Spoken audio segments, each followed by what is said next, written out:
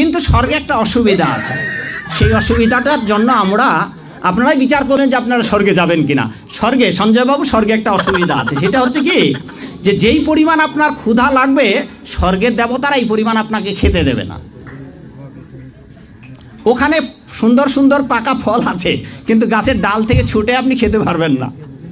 ক্ষুধার ঠেলায় আপনি জল খেতে যাবেন, ওই সরোবরে নদীতে যে স্রোতস্বিনী ধারা আছে ওই জল আপনি হাতে উঠে খেতে পারবেন না। তো ওখানে যারা স্থায়ী দেবতা আছে ওরা যা খাইতে দেবে আপনার তাই খেতে হবে। ফলে স্বর্গেও শান্তি নেই। আমার এখানে অনেকগুলো গ্রন্থ আছে, এই গ্রন্থের একটা গ্রন্থে লেখা আছে যে স্বর্গেও শান্তি নেই।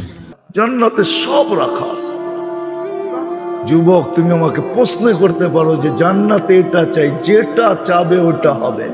কোরআন বলতেছে মা তাশতাহি, যা চাবে, যা মনে আসবে, যা ইচ্ছা হবে।